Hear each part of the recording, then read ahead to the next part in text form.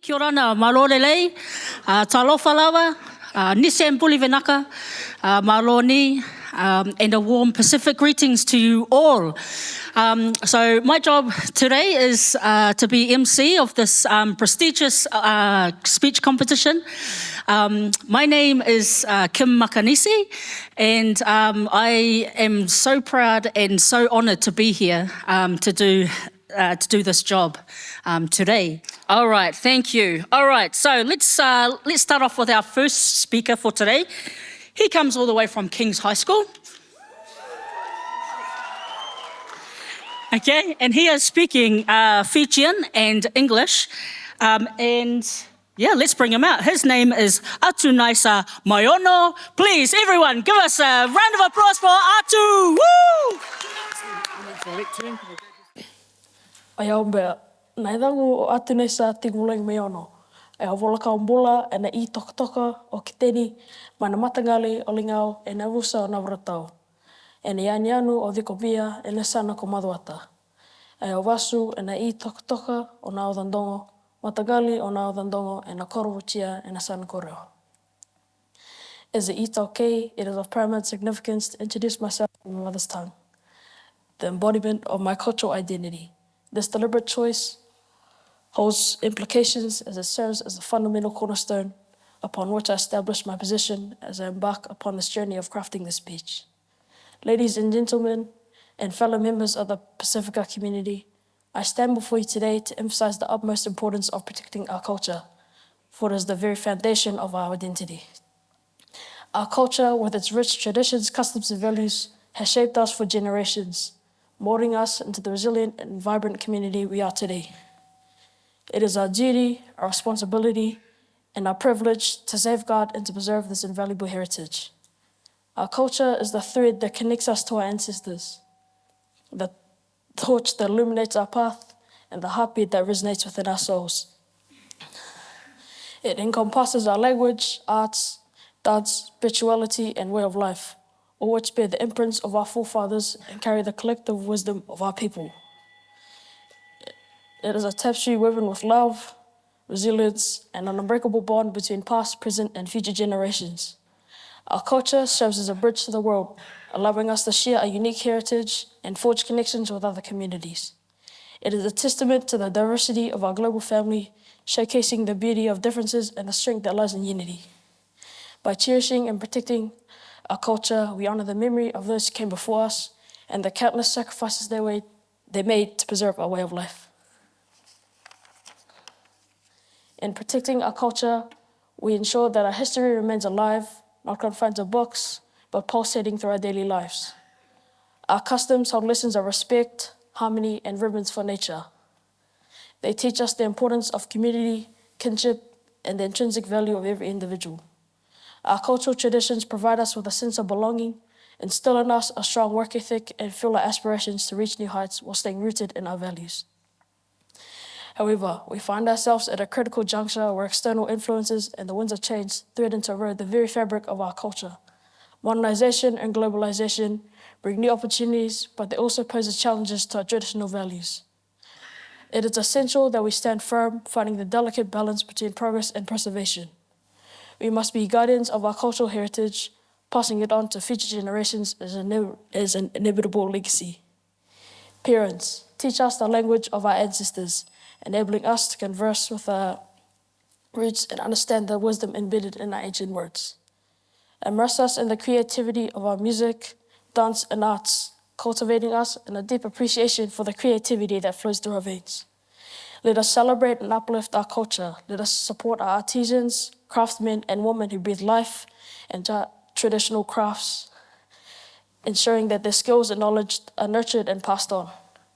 Let us create spaces where our cultural identity and cultural expressions can flourish, where youth can innovate and explore while remaining rooted in our identity.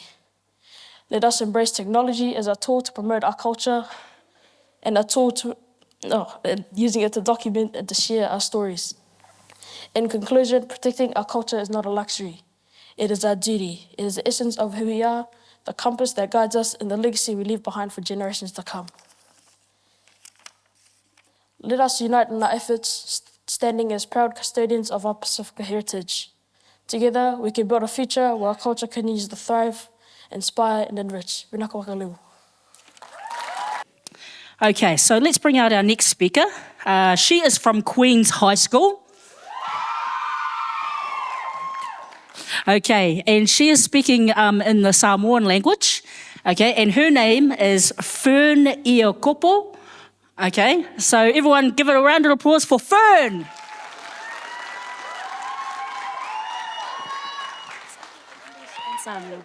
Oh. English and Samoan. Talofa lava and welcome to you all. To all the judges, dear competitors, and all the schools that are here today. Talofa lava, olo ingo vai whangai a kopo. And today I'd like to say a few words about the topic. It is important to protect our culture, as it is the foundation of our identity. It is important to protect our culture, as it is the foundation of our identity. What is culture? Well, culture shows who you identify as a person. It includes language, religion, respect, and even love. Or it defines the way people behave and communicate with each other. Culture is passed down from generations to generations.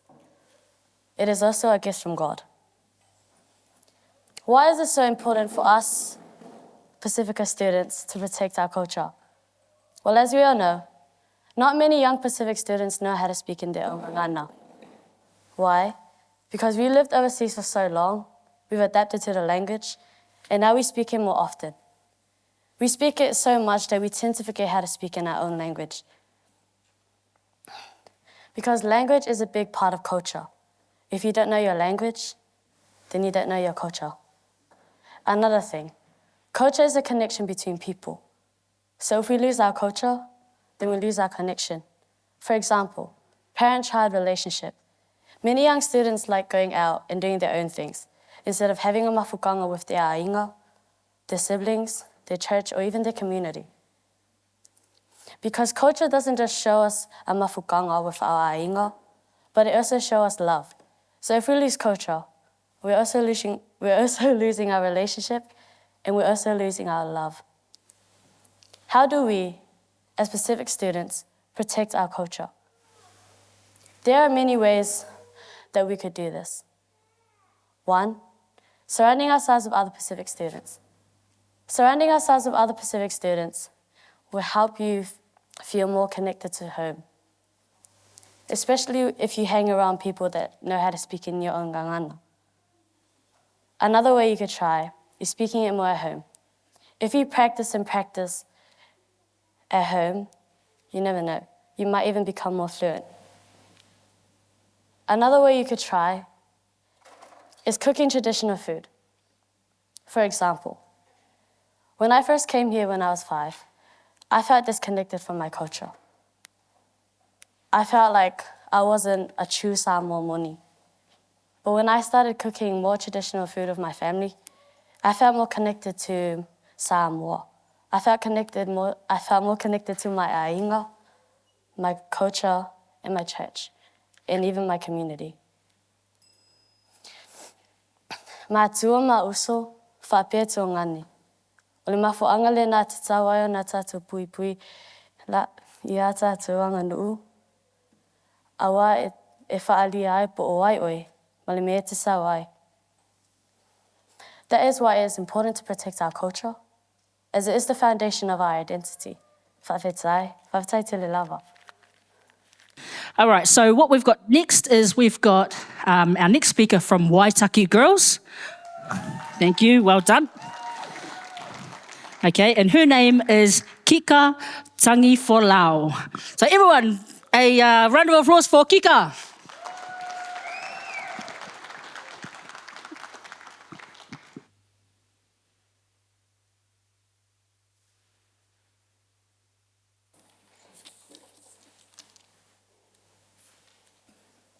If you want to go fast, go alone. If you want to go far, go together. A proverb that reflects meaning in alliance and union whilst highlighting the significance of independence. Because independence is power. It is the ability to achieve and succeed as an individual through merit and perseverance, a trait that is greatly undermined but so very crucial to surviving in a society that pays no mind to misery and pain. However, the scope of independence extends far beyond individual success and capability. It is the freedom to grow mentally and spiritually at a personal pace in which we can act and think through personal accord. It is freedom to be an individual, far more than what our islander parents allow, if I'm being honest. It allows us to discover the nature of our being, because when I say that independence is power, I truly mean it. Because without independence, we become reliant on others. We fixate what is important in the moment, but not important to us.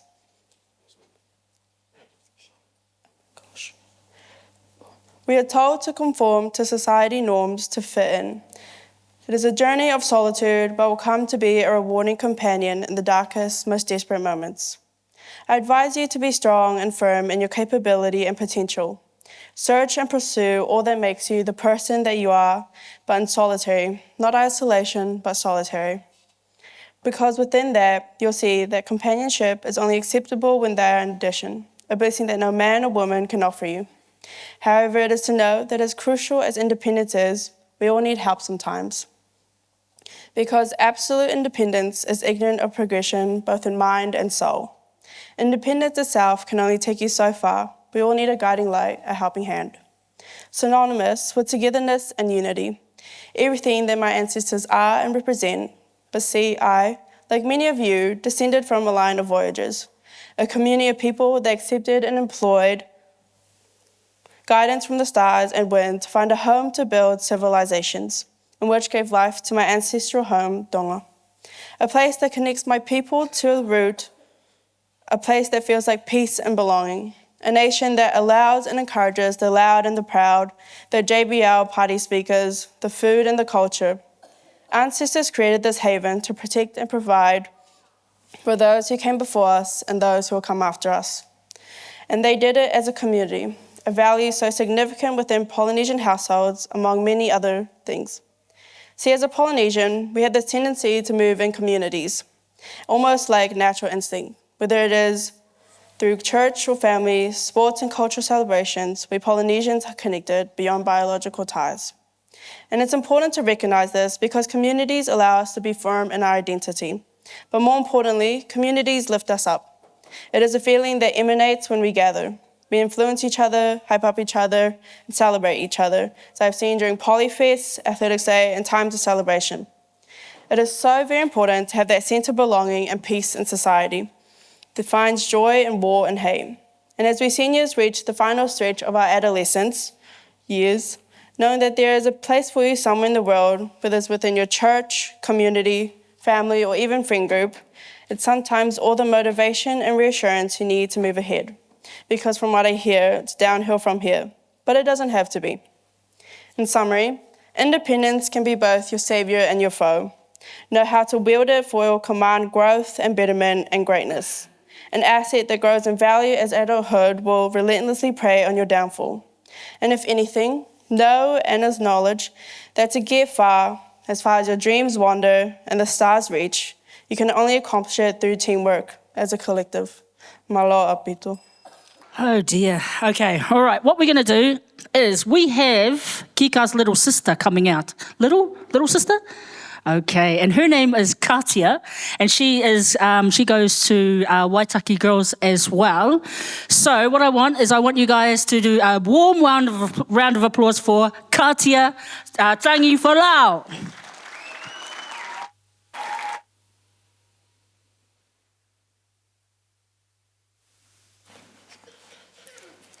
If you want to go fast, go alone. If you want to go far, go together. 16 words, 18 syllables, and 50 letters. A proverb so small, yet it holds the power to create such a large impact. Going back to where it all started, my family's migration story began in 2018, where we made the immense move from our homeland Holonga Tonga to find a better life. We left our country where the community was one, where everyone in Tonga was somehow a relative of my parents, and where all my clothes mysteriously go missing. The people were as one. In the Tongan culture, one of the most important values is collectivism. This value highlights the significance of prioritising the people rather than the individual alone. Growing up in a religious and Polynesian household, I watched my parents give everything to the faith. And I remember always being so mad because it ultimately meant that I didn't have much. What I failed to see was that this was their attempt to work towards a better cause. They prioritised the necessity for unity rather than singular accomplishment. A house without the people remains a house, but when you add the people, the house becomes a home, and a sanctuary for the people. And that is exactly what my parents aimed to create. My upbringing was a prime example of it takes a village to raise a child. The only difference was child, implying singular child, did not exist in our family. So it was something more along the line of it takes a village to raise the many children. If I'm being honest, my parents are strict, which is something that probably everyone in this room can relate to. And what myself and the rest of my siblings learned at a very young age was that if we wanted to do something away from home, the only way we'd be able to do it was by cleaning the house hours before we ask, pretending to be nice to each other, and using this magical sentence. Are you ready? We're all going. This was the escape sentence that basically let us do anything to a certain extent, because they loved when we acted like we liked each other. We must realise that although you might think you don't need anyone and that you can do it all alone, then you should change your mindset. Independence is key, but it will only take you as far as your limit will reach. With cooperation and collaboration, the skies are your limit. When we moved to Oamaru, we were the first family from our bloodline on both sides to leave the islands and permanently move to a predominantly Balangi-speaking country. We were the first family to leave, period. And we were the literal epitome of FOBs. There were so many obstacles that we had to overcome in order to get us where we are today. And I'm thankful for the community in which I was brought up in, because there was never a time when I didn't know where to turn to when I needed something. If money was what I needed, my aunt and uncle's wallets always looked so beautiful, just sitting there basically calling my name.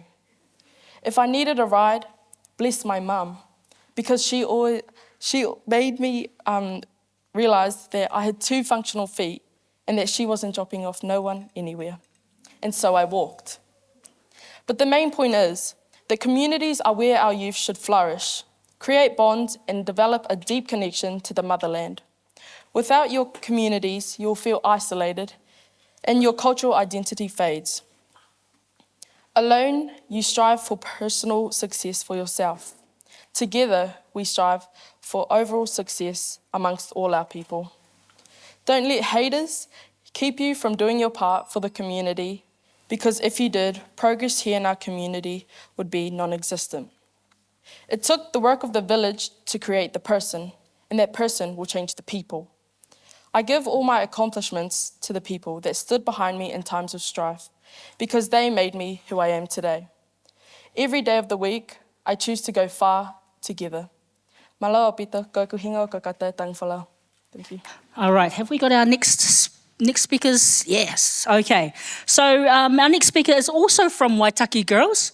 Okay, we've got a good lineup of Waitaki girls and boys speakers here at this competition today.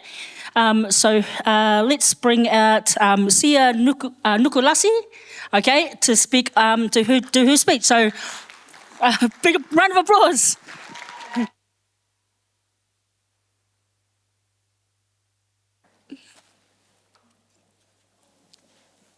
Okay. What is success without overcoming challenges? What is a family without unity? What is a speech without words? Kam na Māori, my name is Sia Nukulasi. I am a Kiripati and Tuvaluan Year 11 student at Waitaki Girls High School. I will be sharing with you all a proverb that you'll be hearing for the rest of this day. If you want to go fast, go alone. If you want to go far, go together. In certain spaces, we know there are things that we can do faster when we do them. For instance, cleaning. Normally, when I watch someone doing dishes, it irritates me whether they're not doing it properly or fast enough for something else to be done in the sink. Even vacuuming. Some people just drag the vacuum with them. You might think I have OCD, but no, people just need to hurry up. If I want to go fast, I'll do it alone. A business environment. Whilst managing a business, you can check off plannings, promotions, and expenses just like that, rather than relying on others, needing their approval or having conflict. I reckon in the business environment, things are better done quickly. You're your own boss, you make the calls without needing distraction. The faster you get your ideas out, the faster your company spreads out locally, and the satisfaction of financial income. If you want to go fast, go alone. The first 8 words of the proverb have a connotation of a significant word, independence. Being independent is a power. The synonyms of the word independent is self-standing, self-reliance, self-sufficient, self-supporting, self-made. But note that one cannot truly be independent or completely isolated. A team of 5 million, Jacinda Ardern once said, "We will get through this together, but only if we stick together. Be strong and be kind." Without Jacinda Ardern's leadership during the lockdown in 2020, I doubt that we would be at school today. Her leadership during the lockdown was legendary. However, we all had a part. Whether that was as simple as wearing a mask, whether that was going to the shops and keeping your distance, we got through COVID-19 together as a team of 5 million. Returning to the previous business example, working alone has the negatives of self-doubt and short-term success. Working with a group may come with misunderstandings and disagreements, but working with others also has the positives of diversity perspectives, different skills, knowledge, experiences, and resources.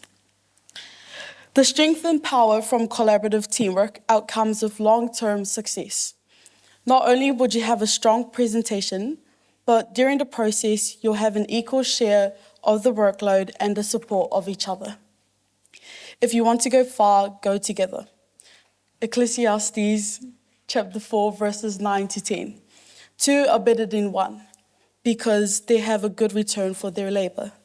If either one of them falls down, one can help the other up. But pity anyone who falls and has no one to help them. Rugby. Every team has a player that's flash, or even a flying Fijian. When they're running the ball, they're traveling yards, zooming past the other team.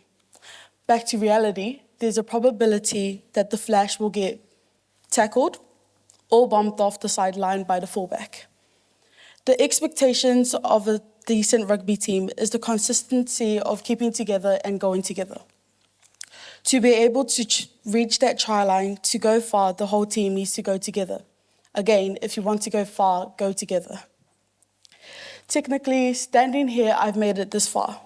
I couldn't have been standing here if it wasn't for the support of my English teacher, the help of my Pasifika dean, family's perspectives, friends' ideas, and encouragement. Everything that I've shared with you is collaborative work of the support I have from school and home. One finger cannot lift a pebble. At the end of the day, this proverb carries 2 meanings, the 2 sentences that's been repeated since the start of my speech.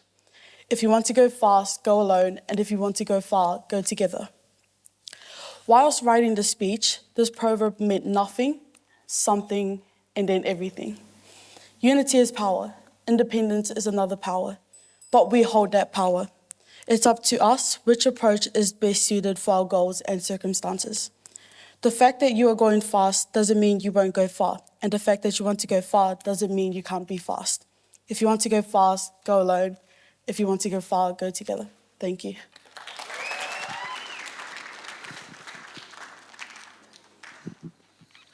Alrighty, so we've had Waitaki girls. We're going to head on over to Waitaki boys. Okay, so what we've got is we've got a speaker from Waitaki boys. He is here to do the senior section, and his name is Noah Fefita. So everyone, round of applause for Noah Fefita.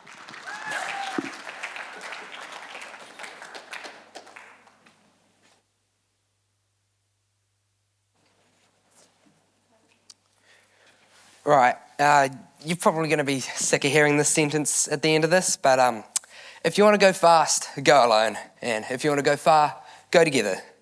That statement is what I'll be discussing with you today. My name is Noah, and the following is my own opinion, unresearched, unproven, and unsolicited. I am entirely biased and unapologetic in my view. So to begin, I was born, screaming my mother assures me, into the world a loved but completely helpless baby. But before I went to school, before I could feed myself properly, the kindergarten teachers were setting goals for my independence.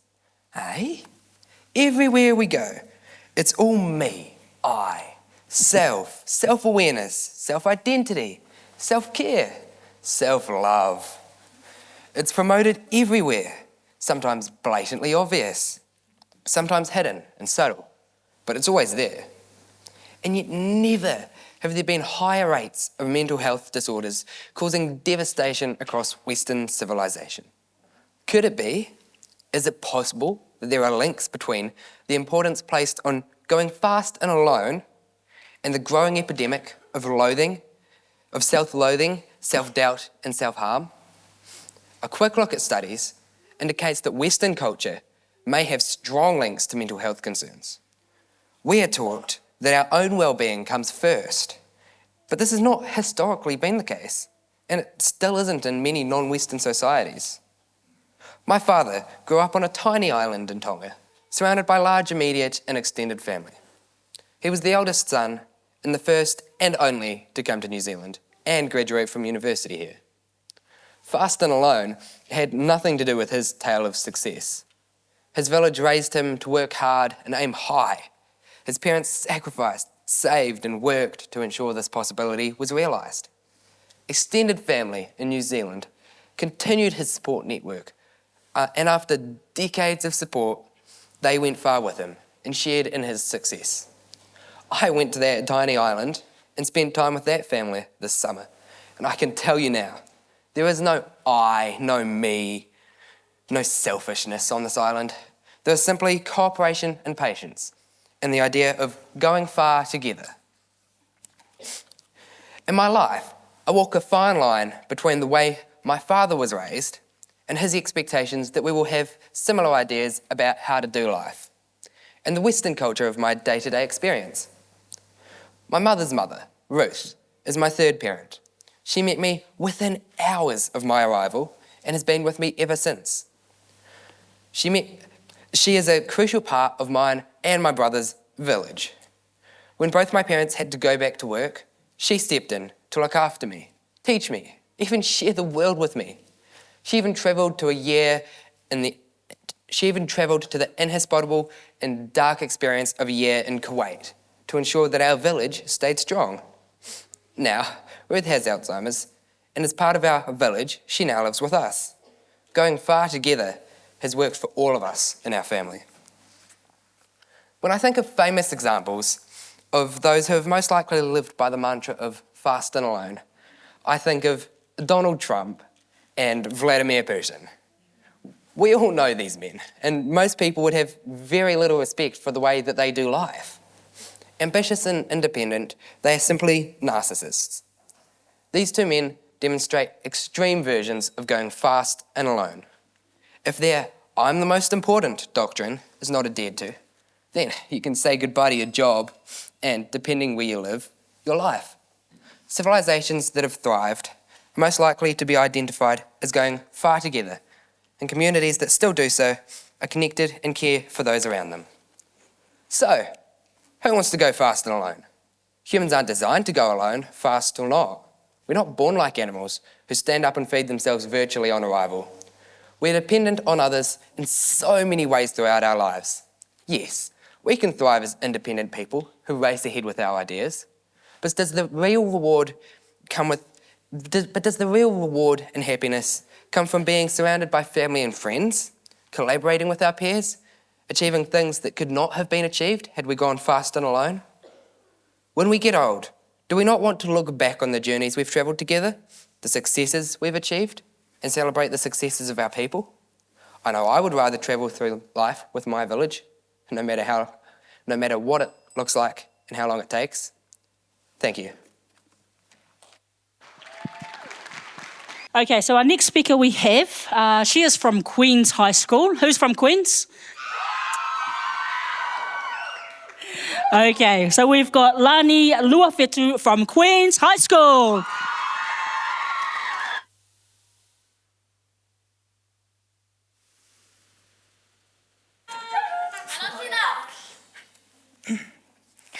Honourable judges, my fellow contestants, ladies and gentlemen, talofa lava. My name is Solomua Helilani Luawhetu, and I hail from the villages of Asau, Safunye, and Eva.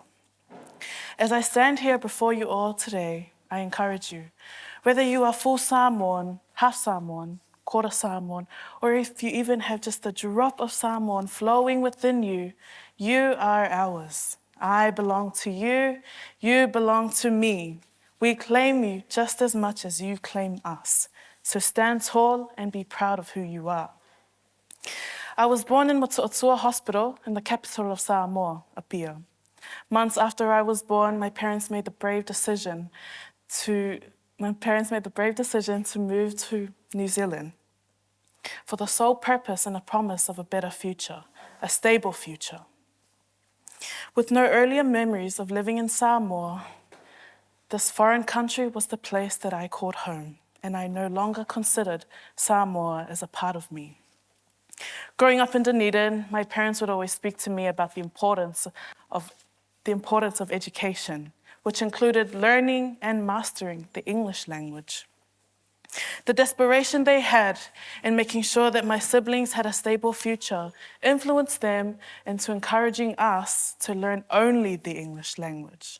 However, it pains me because over the years that I had learned the English language, I had forgotten my own, twisted and lost, and now the words are like riddles upon my tongue. Mitsa mitsa I launga ngana, mauwa'a lo whaasino manga. Be proud of your language and grounded in your identity. The theme for Samoan Language Week 2023 touched me so deeply that it was impossible to pass up this opportunity to speak and encourage you all about the importance of staying grounded in your identity and how our language is a fundamental part in our whaasino manga. Our mother tongue language is the lifeblood flowing through the veins of our culture. It is the holder of cultural knowledge, preserver of traditions. It carries with it meaning, belief, history, and emotion. The Samoan language empowers us, and it has given us a direct path to our distinguished identities. We have been given the opportunity, the ability to maintain and strengthen these ties to our past instead of severing them. So what can we do to prevent a future of young Pasifika youth from a life of lost identities and disappearing cultures? Storytelling. Storytelling is an integral part in the Samoan culture. Storytelling in Samoa, the passing along of myths and legends from one generation to the next, gives us power, gives us a voice, and breathes life into the long ago past. These are the same stories that will connect us to our elders, our ancestors. Just a few days ago, I performed alongside many other Pasifika students in a production that was based on the legendary and traditional story of Sina and her 12 brothers. For many, it was just a performance that their parents had forced them to participate in. However, it only occurred to me at the final rehearsal that this story had such a significant meaning behind it. O le i'o I matza, o le tuangane, o lana tua whawhine. The pupil of a brother's eye is his sister. Our Pasifika brothers and their behavior and the way they are protective of their sisters is proof that their stories have passed down successfully.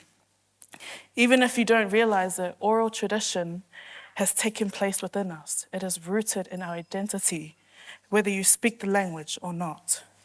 Parents, grandparents, speak to your children in your mother tongue language. You are our first teachers. Everything we learn at home and everything we bring into this world comes first from inside our homes.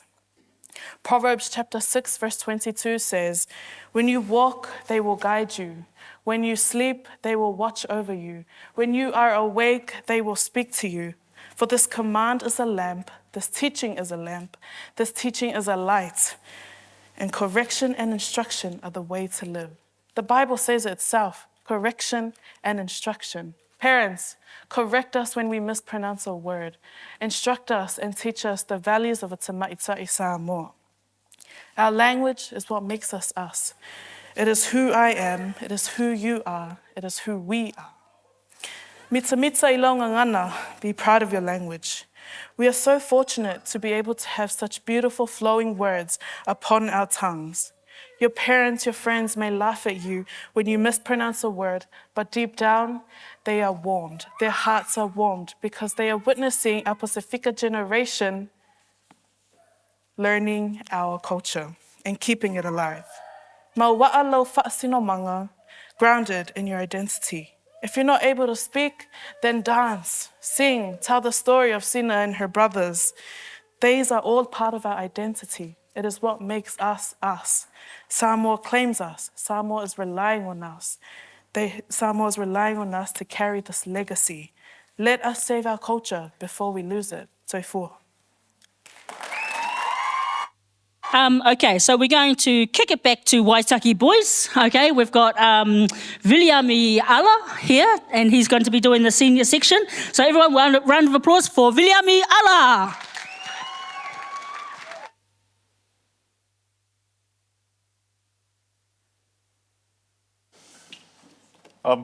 Malolele, Holavanaka, Talofalava, and a warm Pacific greeting to you all.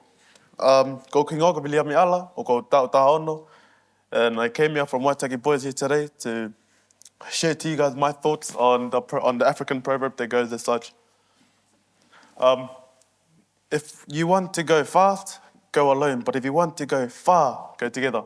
In my mother tongue, this translates to Pia ka pau ke whi alu vave, alu tokotaha. Pia ka pau ke toi whi alu mamao ange, alu whakataha. So to begin my speech today, I think we've all heard of the quote, "It takes a village to raise a child." And in my humble opinions, I believe this quote is completely true, because it does take a village to raise a child. See, the village could be many things. It could be the people you're with, it could be your family, it could be your community. And the child will represent you as an individual, or even me. If we, as a community, as a family, as friends, put our hands into that child, we can push him along the way to achieve greater success. And we could push him past the limits to achieve the goals that your parents have set for you. Because I know that us as Polynesian people and Polynesian students, the one thing that we have as a goal is to make our parents happy. So I would like to talk to you, and I'd like to share to you my life experience, because even though I'm talking, it might seem like I'm talking out of inexperience. And my experience is that I came from the islands when I was 8, and I can say for a fact that living in New Zealand compared to back then is like living in a paradise. And my parents, so I went up to my parents and I looked my parents in the eyes. Mum, Dad, how did you guys get to where you are now? They looked me dead in the eyes and said, for us to be where we are now, we had to ask for help. We had to put our hands out and ask your family here, your family in the islands to push us and try give us a life here. If it wasn't for them, we would not have a foothold of where we are now, and you and your brother would not be here, sitting here, enjoying the life that we are living. And I asked them, what would have happened if you tried to achieve your goals by yourself? And they looked at me and simply said, we would not have made it. So even though you want to go far by yourself and go fast, you can go fast by yourself. Like, that's all you. But What's the point of going ahead of everyone else and making a goal if there's no one there to celebrate with you? So, if you have your family, your friends behind you, pushing you, and you get stopped on every single roadblock by white people calling you phobes, making fun of your skin, making fun of your culture, making fun of the way you dress, who's going to be there to pick you back up other than the family and friends that you have? So all I want to say to you guys is that if you have people backing you up, they'll pick you up in your time of need. They'll pick you up in your time of despair, and they'll pick you up whenever you need them. They'll be there for you, just like my family did to my parents and how we got here. I don't think my parents was planning to come here until my family lent out a hand and asked, do you want a better life for yourself? And if it wasn't for my parents, I would not be standing for where I am today. See, parents, teachers, and I would like to ask you right now, if you had people behind your back like the teachers that you have behind your kids, do you think you would have made it much more farther in life than you have now? Is that why you're pushing your kids to achieve more than you did? It's because you believe that the life they have now and the life that they're living, the life that you built yourself in the land of New Zealand, do you think that the reason why they're going to achieve much more success is because there's a lot more people behind them to push them further? Because that's what I believe. I believe that if we have people behind us, we would be able to achieve our NCEA goals, we'd be able to achieve whatever we want. We could become better sportsmen people, sorry. We could become better academics, we could become better teachers, we could become better people. See, us as Polynesians, we have a deep culture, and our culture is to spread our knowledge of what we know to our future generations. And how would we do that if the elders of our family don't talk to us? See, we built a lie for ourselves that we have to achieve everything ourselves. That is not true. Because you can achieve whatever you want, but I don't think you'll make it that far by yourself. Because you will be hit with roadblocks, one after the other, and eventually you'll give up. But how would you know that you're going the right way without people there watching you, watching every move you do, watching everything, every turn you take, everything you say? You don't. That's why you need people there, because it'll be a faster way. Instead of going through trial and error, you could have people walking through life with you. And that's all I want to leave with you. Thank you. Start. Right, so we have our last speaker for this section that is going to come up on stage soon. And he is the only speaker from his school. So it's very inspiring that he is here with us today. He is here from Kaikoura Valley High School, Kaikoura Valley College. Everyone, round of applause for Kaikoura Valley College. Okay, and his name is Samuel Batchelor. So everyone, give it up for Samuel Batchelor.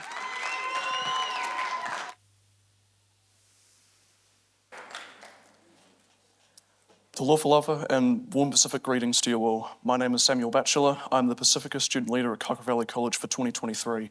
So far throughout my journey this year, the African proverb, if you want to go fast, go alone. If you want to go far, go together, has held an essential place in my heart, this year in particular. Rightfully, this proverb says that if you want to go fast, go alone. So instead of taking others with you and trying to match up with their variable speeds to reach the same destination, it is easier for you to go alone and go at your own speed. Whereas if you want to go far, you should take other people along with you. So if you have more individuals in your group that are all on the same page as you are, it is like a team striving to reach the same goal. Apart from the rule of life where you have to put time and effort into what you're trying to achieve, for example, schoolwork, I've reached out to my teachers, whānau, and academic tutors, and was blessed enough to have them reach out to me and offer their support. Thanks to this, I could advance in what I wanted to achieve. I started to understand the true importance of the proverb in more detail because if I had gone my own way, I would have struggled to achieve what I wanted. I also took in how important it is to ask for help because personally for me, throughout my life, I've always had the irrational fear of making myself look bad in front of others if I ask for help. But what lifts me out of that is having moral support from those who help me, such as whānau and friends. This support gives me more confidence and motivation to succeed in my work because when I'm unsure, I can look to someone who knows what they're doing.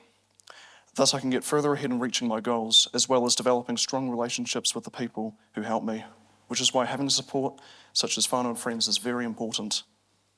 As we grow up, we learn to do things for ourselves and try to figure out things before asking for help. For many years, I was never the sort of person that would raise my hand in class to ask for help. I believed that to be strong in what I was doing, I had to be tough and face all challenges independently. I tried to be flawless and courageous in all aspects of my life.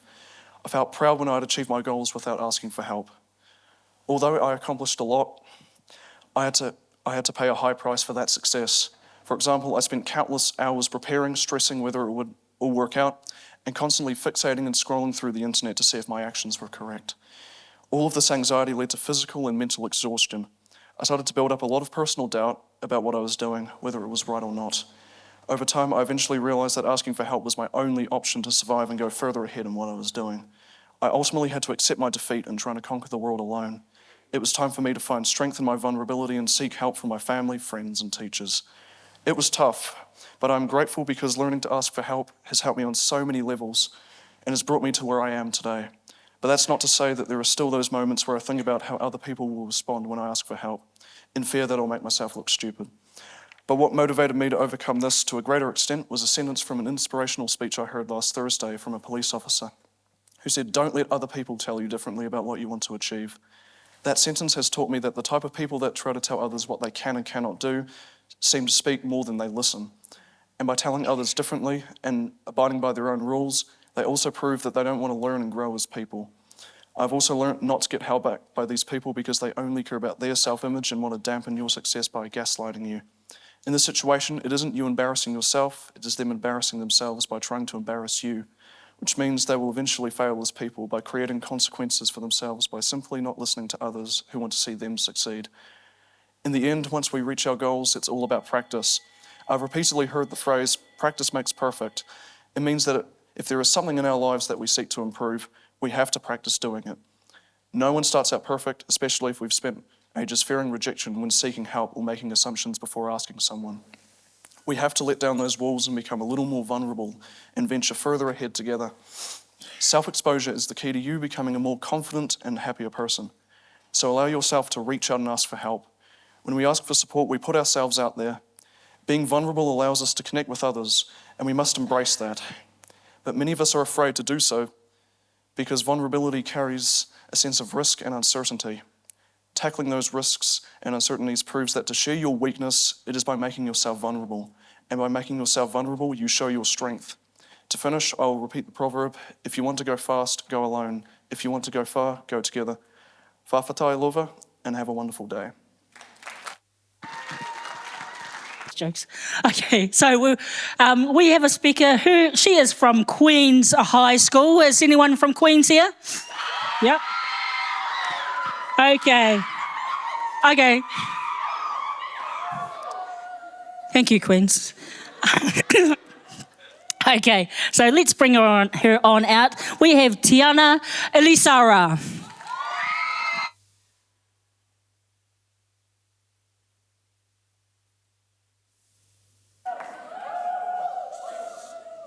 Mua mua ana o whawhitere atua ana o le nei awanoa ma nei o au mawaina. A le I whai atu se tala, e tu se ai ma le autu o le nei aso ma le wha moe moe. Mua mua ana whawheloa I wha masino, ai mai se o matua o mori mawina le nei wha moe moe. O le sini autu, ia maua e I mātou se lumana I manuia. Talofa, o lo ingo o Tiana Elisara. Whether or not you're fully immersed in your culture growing up, we all recognize the significance of 3 key values: fa'aloalo, respect, tautua, service, and fa'atasi, unity. These 3 values are at the heart of our Pasifika heritage and help shape the way we interact with the world around us. As a Pasifika person, I know that our culture is built on the idea of wa, which means the space between people. It's about relationships and interconnectedness. We don't just think about ourselves, we think about how our actions impact those around us. The proverb, if you want to go fast, go alone. If you want to go far, go together, reminds us that while it is possible to achieve things quickly on our own, we can accomplish so much more when we work together. This is especially important when it comes to achieving success. Success is rarely achieved alone. While it may be tempting to take the path of least resistance, it is important that obstacles are inevitable. Whether it's a team of coaches, mentors, or family and friends, having a village of people behind you who can provide guidance, support, encouragement, and a fresh perspective is essential to breaking down barriers, overcoming those challenges, and achieving your goals. Just think about your favorite athletes. They may be the one on that podium, but behind them is a whole village of people who supported them every step of the way. We have this long history of working together in unity. Just think about the great accomplishments of our ancestors. They navigated the vast expanse of the Pacific Ocean, they settled new lands, and they built thriving villages. They did all of this by working together, recognizing that not one person could achieve what they did together alone. As we look to the future, we can draw inspiration from the great accomplishments of our ancestors and the power of our collective strength. Whether we're pursuing education, building businesses, striving in a sporting career, or working towards improving our communities, we can accomplish so much more if we do it together. When we achieve success, it is also important to remember those who helped us on our journey. There's a Samoan proverb that goes, "Ele sili le tai, na ia le tapuai." The people supporting are just as important as those who are working. So whether it's academic success or career success, let us take the time to express our gratitude and appreciation to those who have supported us throughout our journey. By doing so, we not only honor their contributions, but we also inspire others to support each other, letting others know that it is okay to ask for support and help others to work towards their own goals. We must also acknowledge that our actions can have a profound impact on our Pasifika brothers and sisters. Gossip, jealousy, exclusion, and other forms of degradation can hold us back and stop us from reaching our full potential. So today, I am challenging us all to lift up and celebrate each other's successes, recognizing that when one of us succeeds, we all succeed. As Polynesian people, there is a strong emphasis on self-resilience and independence. This can lead to individuals feeling hesitant to ask for support, even when we are feeling overwhelmed. However, it is important we remember that asking for support is a sign of strength, not weakness. Reaching out for support from others should not discourage us from pursuing our goals. It should make us want to reach for the stars. In reality, getting support from others can help us overcome challenges more effectively and achieve our goals more efficiently. By working together and leveraging the strength of our community, we can accomplish greater things. Let us make that commitment to support each other, to be there for one another in times of need, and create a brighter future for all Pasifika people. Together, we can achieve incredible things and build a stronger, more resilient community. Whawhai te lava. All right, are you ready for your next speaker? Yeah. Lovely. So we have our only speaker from St. Kevin's College here today. So everyone give it up for St. Kevin's. Okay, and she is here for the senior speeches as well, the senior section. And her name is Leilani de la Ford. So everyone give it up for Leilani.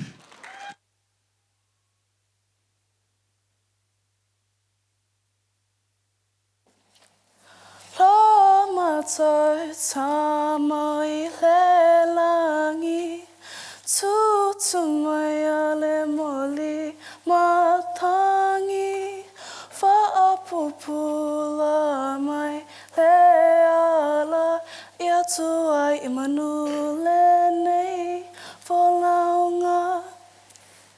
Do you agree that our ancestors travelled here alone, or do you disagree?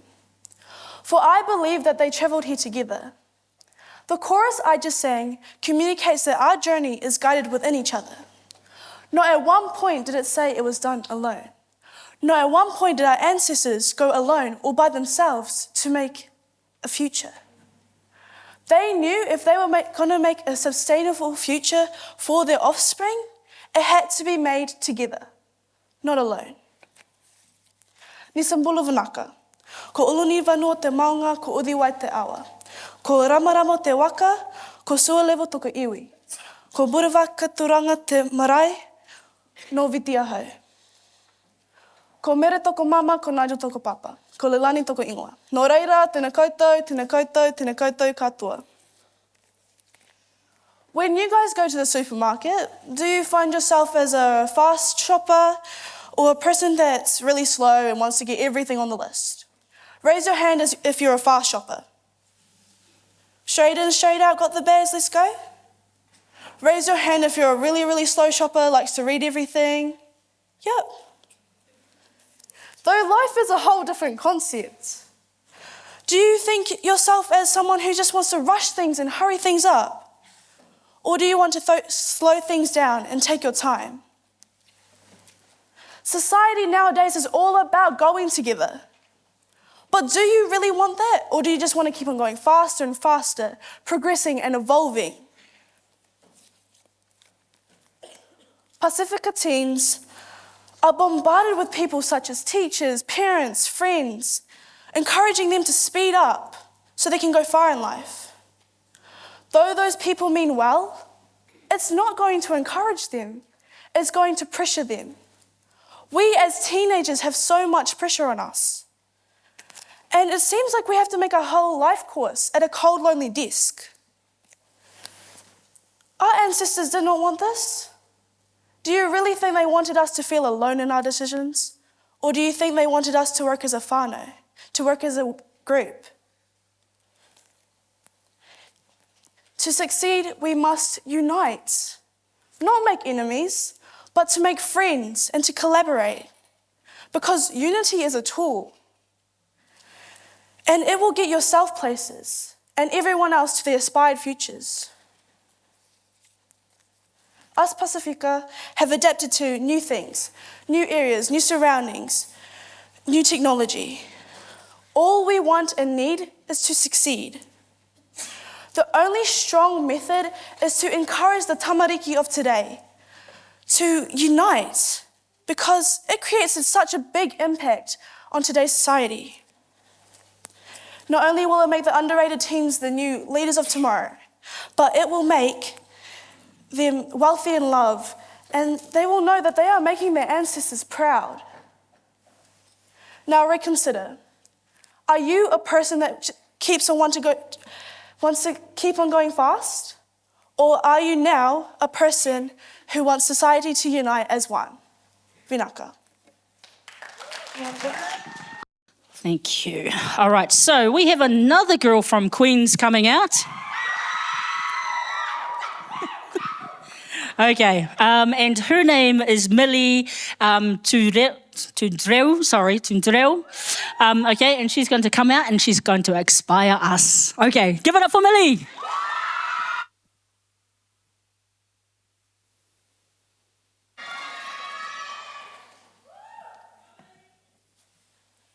To the honourable panel of judges, teachers, parents, and my fellow peers. My name is Miliami Tundreo, and I hail from the beautiful islands of Fiji. The statement of my speech can be quite contradictory in the times that we live in, where we are often judged by our personal achievements, awards, and also our individualistic prescribed goals. But do we often take time to realize how this goal or prize was awarded?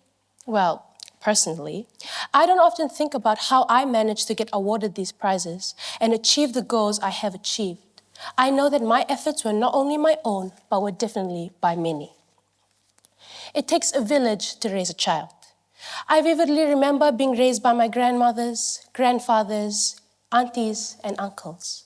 This makes me realize how my family plays a big part in who I am today. This is why my achievements are not only my own, but also reflects the people that have helped me along the way. Sol Salevaki, a Fijian saying reflecting on people working together to complete a task. Early this year, I went to my village, Salevukoso Ndruandrua na Mukamadhuata. This is a little island that is located on the northeastern leeward part of Fiji. During this visit, I noticed that my family members from nearby villages came to visit, my aunties cooking, and my uncles always out at sea spearfishing. This made me realize that my family members in the village work together to help my family and I feel comfortable. Keep in mind that I have not been to my village since I was about 6 months old. So to finally experience it really made me think back to when I only saw my village in photos that finally came to life. If you want to go fast, go alone. But if you want to go far, go together. Going alone can be seen as more of a European perception of life. Although taking ownership of what is yours is great, it will feel lonely once you have reached the top. There are obviously some circumstances where working alone can benefit yourself and your goals. One of these is having less distraction by others. Working by yourself may seem like you have it all under control, but do you really? To be honest, I really enjoy doing things myself. I hate putting my hand up in class and asking for help. I genuinely just dislike the idea of asking for help. I know that I will need to ask for help eventually, because obviously I don't know everything, and Mr. Google be playing sometimes with the information that he gives me. This makes me realize that I cannot run away from asking for help. The more I will try to run away, the more I will realize that I will eventually need help because I cannot do it all by myself. Am I the Fiji me or am I the Dunedin me? In some cases, I tend to forget that I am not on Fiji time, as I have spent 13 years of my life living in Fiji. But does this change the fact that I am a Fijian living in Dunedin on Dunedin time? Or am I a Fijian living in Dunedin on Fiji time? Well, I'm not gonna lie. I'm always changing between the Fiji milli and the Dunedin milli. Will this affect me as a Pasifika woman, young Pasifika woman living in a predominantly European environment? It will affect me, as it is the new environment that I am trying to live in. The environment where I'm trying to fit in, to pull through, to be the same, and to have the same. Will this affect the choices that I will choose to make in the future? Will the journey ahead still be my journey? The journey will be my own journey, as I will venture to find myself in this world. My journey will be made up of my choices and circumstances that will determine my future.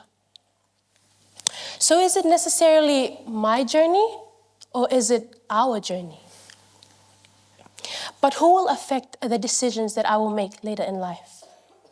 Although it will be my journey, my parents, family, and friends will always be a big part of the decisions that I will make later in life.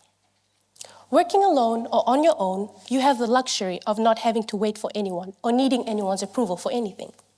You are able to work fast, but the question is, how far can you go in your journey if you work alone?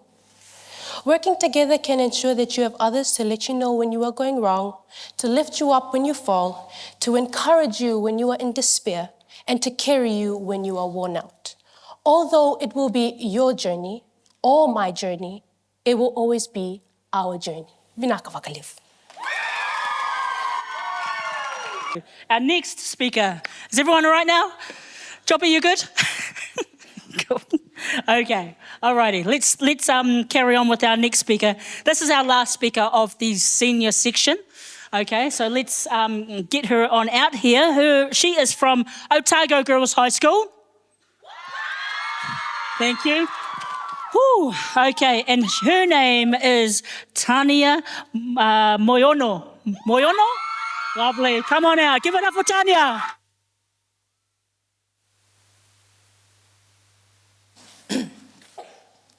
I am Matene Samoa, from the beautiful island of Samoa. I bring with me my culture, respect, humility, and grace to the beautiful city of Dunedin. Oh, but it's such a big place. My elders are not here. My parents can't touch me. I can be more outspoken. I can do whatever I want. Freedom. Disrespect. But wait. I am a Tene Samoa. What is my identity? Who am I? My culture? Respect. Respect. We are losing respect in Dunedin. Allow me to repeat myself. We are losing respect in Dunedin. The rules that are set by society, the rules that are in place to maintain harmony and peace among its people, that is what defines respect. Showing acknowledgement for the feelings of those around us. We need respect. It creates harmony and peace in our society. We all want to live in a world where there is no chaos or violence, right? Unless you don't.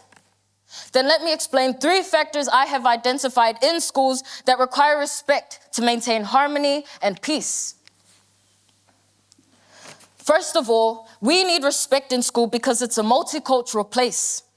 Students from different countries bring with them their culture, their values, and their beliefs. A person's culture means a lot to them, to us. It is embedded into our hearts and we show it with pride. That is why we need to be mindful, respectful of these different cultures. Students have been discriminated against because of their cultures, their ethnicities, and their religions. Imagine the fear and frustration they experience. They can't even feel safe following their beliefs, their very pride, their culture which gives them their identity. Everyone, no matter where they come from, deserve the chance to be educated in peace. Second factor, respect creates order and productivity in our learning in school. A teacher's job is to teach and ours is to learn. Simple. If we can't respect them by talking loudly and mucking around in class, then it makes not only their work harder, but our learning difficult. We also need to understand that talking back to the teacher and calling them names is rude and disrespectful. Let's respect the boundary between us and them. Having said that, keep in mind that respect is a two-way street. And that is my third point. So teachers, listen closely. As well as teachers needing respect, students also need respect for their health and happiness. Each student has his or her own personality, nature, flaws, and differences. Some are special needs, transgender, quiet and shy, nerdy, or insecure. To make these students feel welcome, we have to be mindful of what makes them uncomfortable. Let's respect their personal bubbles and interact with them as we would with others. Don't make them feel different. Treat the special needs the same way you would any other person. Respect students' pronouns, and don't force the quiet students out of their comfort zone. Not to mention, most students have a lot going on at home, but can still come to school with a smile on their face. Have any of you ever felt, for even a second, that the world was against you, that things have not been going your way? Put your hands up. See this? This is why we need respect. You never know who you're helping just by showing them you care. So, what is the importance of respect in Dunedin? It's a huge contribution to creating harmony, peace, and control within a society. Without it, there would be a lot more chaos, violence, disorganization, and work will progress slower.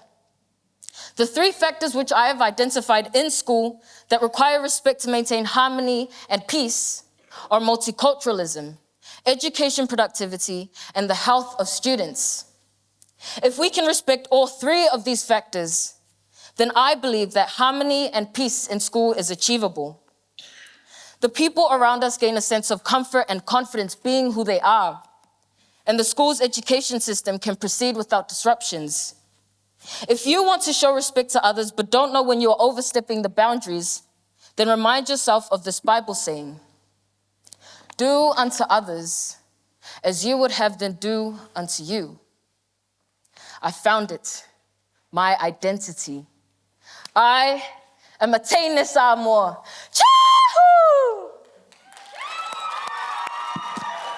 Woo! Yep, okay. Let's start our junior section.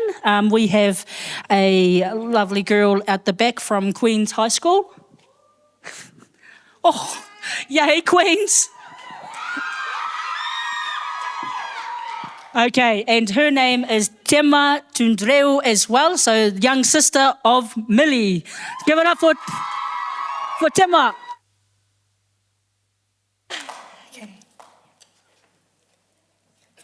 Honourable judges, teachers, parents, and my fellow peers. Buluvinaka. My name is Timaima Victoria Tubonelewutinreu, and I hail from the friendly islands of Fiji. I'll paint you a true picture of me. I came from an island nestled in a bay, surrounded by untroubled seas and timeless whispers of forgotten problems, where the destination was a dream and itself just an adventure. Now I'm just a young, fearless Pasifika in the jungle of cement and traffic-congested roads.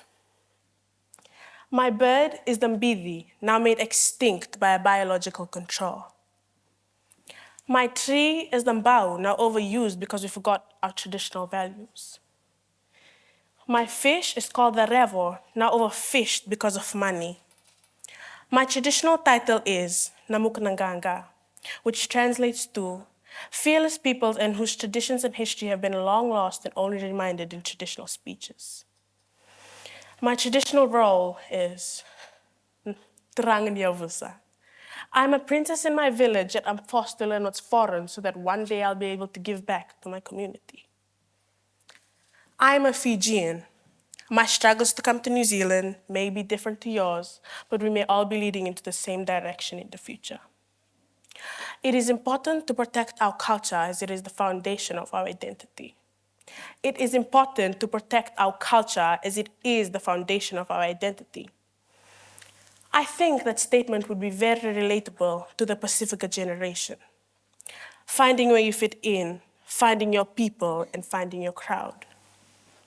When we, or maybe just me, first arrived in New Zealand, I was fascinated by the big buildings, fancy cars, and the overall lifestyle. Trying not to fall into the Palangi lifestyle was personally really hard.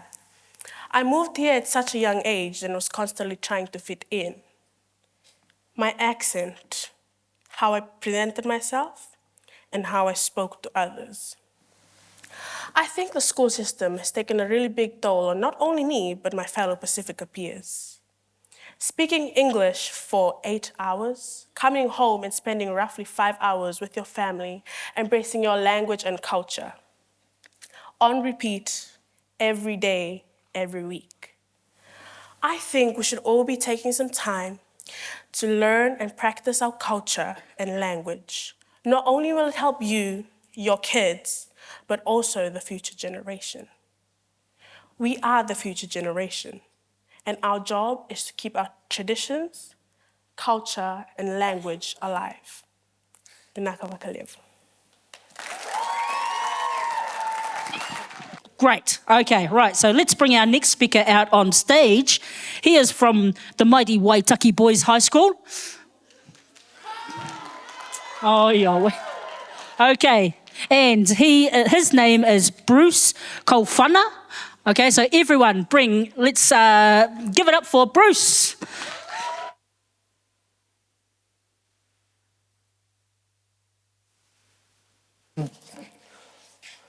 Kia ora, my name is Bruce, and I'm grateful for this opportunity to share a talk with you all today. I was born in Tonga, Nuku'alofa, capital city of Tonga, and I was raised in Oamaru for the rest of my life. Today I'll be talking about it is important to protect our culture as it is the foundation of our identity. It is important to me because that is our foundation and that is our identity. That is who I am. Tongan society is guided by 4 core values, all of which combine to ensure a generous and a genuine welcome to visitors to the kingdom. First, respect. Second, sharing. Third, humility. Fourth, loyalty. Firstly, respect. In a family or home, respect is a value that is highly viewed as a Tongan treasure. It is taught and passed on to children by their parents as part of the well-being Tongan way of life. Although respect is not the only aspect or well-being that is taught in Tongan homes. It is a fundamental value of a Tongan way of life. My parents used to teach me about respect and why being respectful is what a Tongan child should strive for. Tongans have different ways and views about how respect should be. In Tonga families, fathers are highly respected, although there is respect all around the family setting, the community, and the village. By saying it that the role of parents is so important because the foundation of knowledge and wisdom starts at home and within the families. To me, respect is about knowing what to do, what to say, and who I am talking to. It is related to the formation of identity and culture belonging. Not only respect the parents, but there also has to be respect between brothers and sisters. Sharing. To me, sharing is like giving away the best things you have at home, to share with families and friends who might need it. I've seen my parents share with other people some food and stuff from home, even sending money to my aunties and uncles' family back in Tonga to help out with their family. Thirdly, humility. To me, is being respectful towards yourself and others. As a Tongan, always willing to help others when they are struggling with something. Lastly, loyalty. To me, my loyalty lies with my family. It's a feeling or attitude of devoted, attached, and affection. Thank you for listening.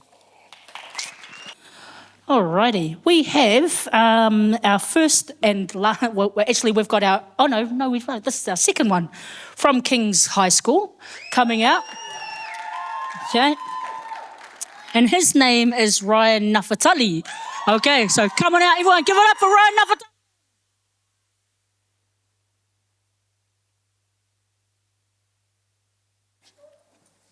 Who am I? Do you know who I am? Do you know who I am? You may see me as another brown boy in a school uniform, but is that who I really am? Am I Māori? Am I Fijian? Or am I Tongan? Let me give you a clue. 685. Yes, I am Samoan. Talofa, Uloingoa, or Ryan Nafatali. I'm a Year 9 student at King's High School. I represent part of the 7% of Pasifika students who go to King's. We are a minority, which makes us unique as individuals within our society. As a minority, it's important to protect our culture as it is the foundation of our identity. Have you ever been asked, who are your parents and grandparents, or what villages you're from? I say, my parents are Clem and Mona Nafatali, my villages are Lotofanga, Tanunga Manono, Vailima, Lalumanu, and Sa'asa'ai. In a way, they're checking my family roots, my ngafa, my genealogy. Have I been taught about where I come from? It's our grandparents and parents that teaches us about the richness and diversity of our culture that has been passed down from generation to generation. We are taught the four main components from the beginning. Tradition, through history, song, and dance. Beliefs, through rituals and Christianity. God is good? All the time? God is good. Customs, through language and lifestyles. Values, through respect, service, and pride. This is what gives us a sense of belonging as a Pasifika people. Am I becoming a watered-down Pasifika student? A lighter shade of brown, influenced by another culture of the Western education, news, social media, employment within my community, 24 hours a day, 7 days a week? As a second-generation New Zealand-born Samoan, I'm more immersed in the Western world. We are catered for the majority, not the minority. Is the Western society slowly squeezing my culture, like squeezing the milk from a coconut? Is my Pasifika blood getting diluted to the point I don't know who I am or where I come from? Do I play for the All Blacks or do I play for Manu Samoa? It's the struggles and sacrifices that our grandparents have made that gives us the strength to get through the challenges we face today. We need to put time aside to protect our culture. If we don't protect our island culture, then we lose our Pasifika identity. We lose our uniqueness within the society. But we are a part of this large melting pot with our own ingredients of language, dance, food, and humour and pride. It's the Pasifika people that bring different flavours to the table, even if it's corned beef, taro, or a pig's head. Protecting our culture, we need to learn about our past and paying it forward to our future generations. It's about embracing our culture by attending and supporting our Pasifika community, keeping in touch with our spiritual beliefs by attending church, understanding our rituals of whālawe, and learning what's involved with our language, and learning about customs through dance and songs. In conclusion, being a minority in New Zealand, we need to protect our culture as it is our blood and flesh, and our responsibility for us to pass down to our children. We must embrace our tradition, beliefs, customs, and values. Living in New Zealand, we are part of a larger melting pot where we can embrace our culture, which makes us unique in every way. Who am I? I am me. Ryan Nafatali, Se lau pasene Samoa. All right, so we're going to jump back over to Waitaki Boys High School, and we're going to have Justin Kaufana come out here and inspire us. So come on out, Justin. Give it up for Justin.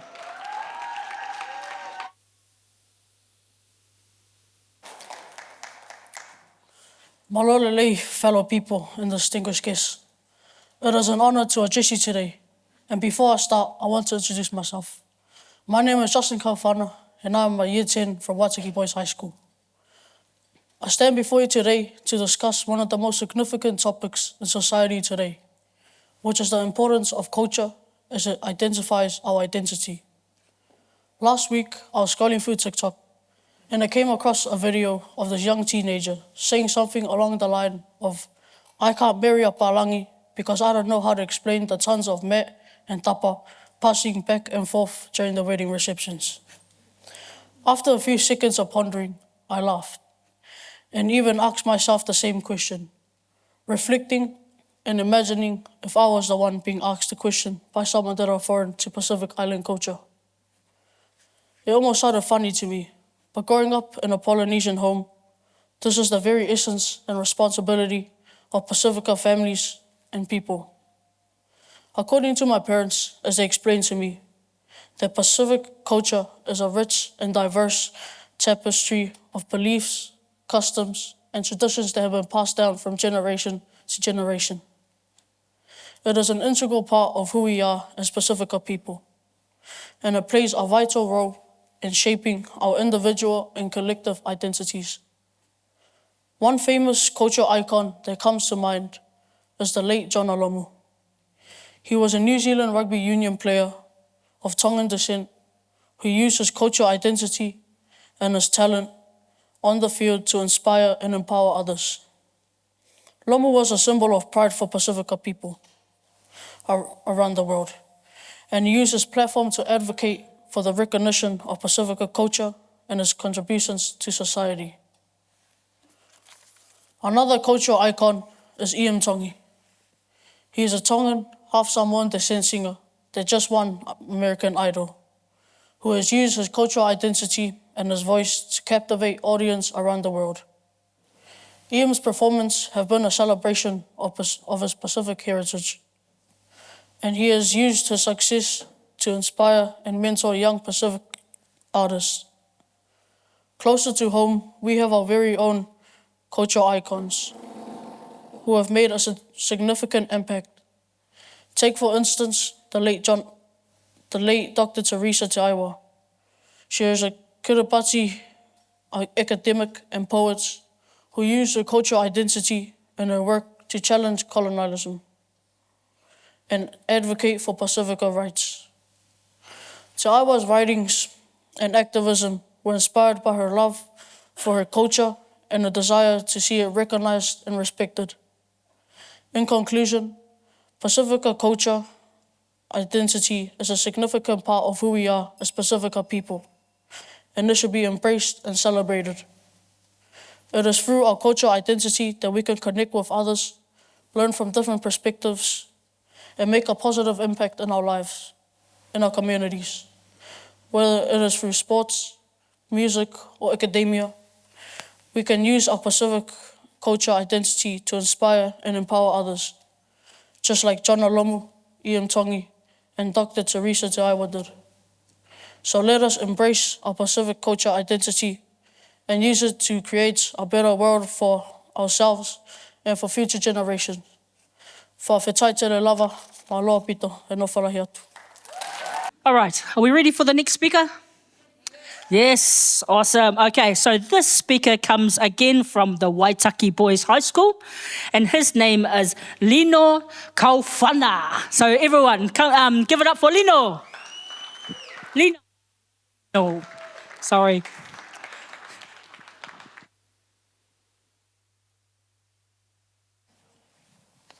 Kia ora, and a warm Pasifika greeting to each and one of you. My name is Lino Kaufana, and I was born here in Dunedin and raised in Oamaru. I feel super honored to be standing before you today, shining a light on something really important. Protecting and safeguarding our culture is a part of who we are. Let me start by sharing a cool Tongan proverb that my parents always mention when they're together with family, talking and sharing stories. It goes like this: Fofolai fala, kai area kai ngā.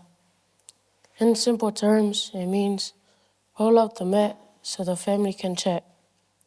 After today, my hope is that we all can go home and have open conversations with our families and how we can value and preserve our cultures in the best possible way. Today, I want to show you just how amazing and unique Polynesian culture is.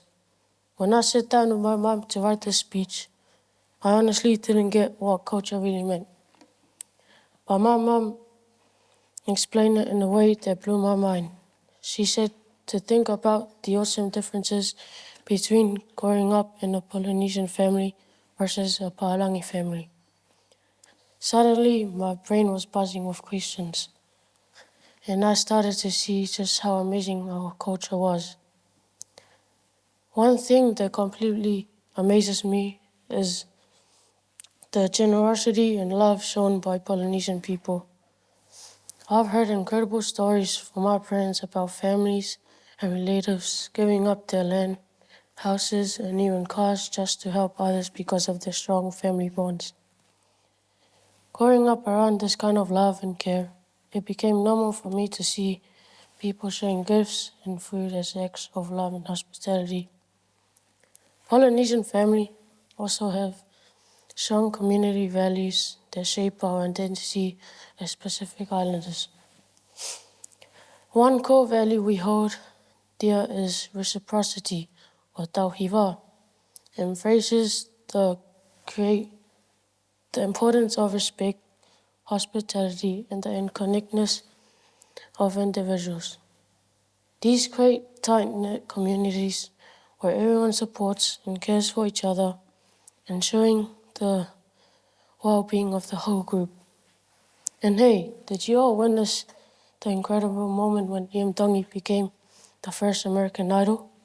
It was mind-blowing to see the strong bond within our Polynesian community as we all rallied behind him.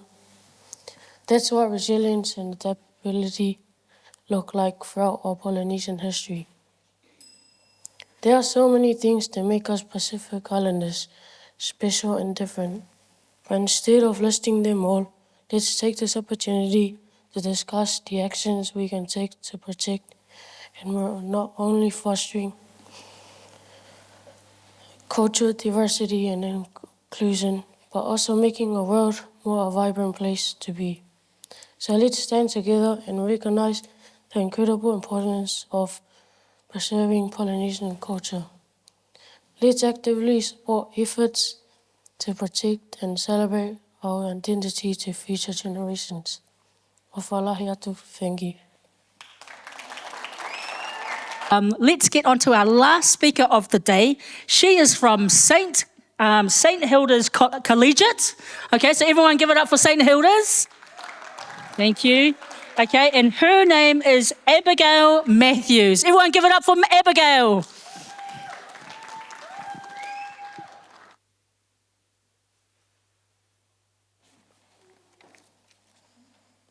Talofa lava. My name is Abigail Lake Matthews and I'm of Samoan ancestry. My grandmother is Lealoa Fa'alongo from the village Simu. Today I want to discuss why I think it's important to protect our culture as it is the foundation of our identity. I'll begin by describing the Samoan culture, provide examples of why the Samoan culture is beautiful, and as well as discussing why I need to contribute towards protecting it. Culture is a way of life for a group of people. It includes their beliefs, their practices, and how they live their lives. Samoan culture is based upon Fa'a Samoa, which literally means the Samoan way. The Samoan way values hospitality to others, community spirit, and respect for elders and people of authority. I believe the most important tradition in Fa'a Samoa is to acknowledge the importance of the ainga, the extended family. Always respect and look after your family, because as my dad says, friends come and go, but for better or for worse, family is forever. My identity is all the unique facts about me that make me me. My beliefs, my personalities, my preferences. My identity is something that develops over time, but it may be shaped by the culture that surrounds me as I grow. I recently attended a Pasifika hui at Kaikorai Valley College. Kaikorai Valley College is not my school, but I attended the hui because Pasifika events are always welcoming for family members. The best part of the hui, apart from the food, was the volleyball game. Playing volleyball at the hui was so fun with no strict rules to follow. At the hui, all ages were playing, even some of the older people, and everyone was laughing and encouraging. My dad has told me in Samoa every village plays volleyball, and it's not just the kids. Everyone is welcome to play. I love how Samoan families are close. I see my dad's ainga in Auckland every year, and my dad phones grandma almost every night. We can visit anytime. They are always welcoming. They don't have much room, but it doesn't matter because we can sleep in the lounge. When Granddad died, we were all sad, and I was sad for Grandma Lay. But at least we didn't have to worry that she'd be lonely. Grandma lives with Auntie and Uncle. Loneliness is less in extended families. I think Samoans have their priorities right. In Samoa, they run on island time, which is relaxed. My dad once told me a time he was in Samoa asking for directions. He asked how far the waterfall was, to which the man replied, "Not far." Needing more clarity, he then asked how long it would take to walk, to which the man replied, "Not long, Samoan time." However, Samoans value what is truly important in our lives, family, and Samoans always make time for family. Genes are passed down from parents to their children, and my children will inherit all of my Samoan genes, and this is a certainty. Culture is something that is learned from others. If it is learned, it can be passed down to the next generation. But if it's not learned, it can be lost and lost forever. Unlike inheriting genes, acquiring culture and passing it to the next generation requires effort. And I can't imagine a world without people like my grandmother, a person whose whole world is about taking care of her family. Fa'a Samoa values what I believe to be the most important thing in life, taking care of family, respecting and valuing the old, and nurturing the young, the next generation. Let's get back onto our senior section of the speech competition. We're going to go back to Waitaki Boys High School, okay? And we're going to who's going to come out and speak for us is Semisi Lia. Okay, so everyone give it up for Semisi Lia.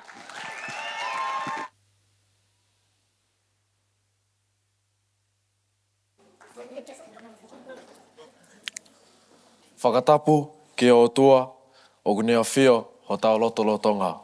O atu eni ha whakatapu ki he nahi tunga kotoa pē. O ku totonu ke whai hono whakatapua. Tala mau ka pui, pe talangata ia kita, o whai atu ki tō mau atu. Kau hefu atu pe, i tau moa, ko i poto pe anu mui. Malole lei ko hoku ingoa ko simisi lea, o ko aulele mai mea koloa, mataika, vai malo, i wawau lahi. Kia ora, malole lei, talofa lava, and greetings to you all. My name is Simisi Lea. I was born here in Dunedin and raised in Oamaru. I'm Tongan and Māori, and I'm a year 12 at Waitaki Boys. Today I'll be talking about a quote that is heard by many all across the globe, but is especially true to us Pacific Islanders as a people and the culture. If you want to go fast, go alone. But if you want to go far, go with others. This quote relates to many other values found throughout Pasifika culture and the sayings and the wisdoms of our ancestors. One of the values that I've found to be held dear throughout my own life experience is building strong relationships within community, church, and family.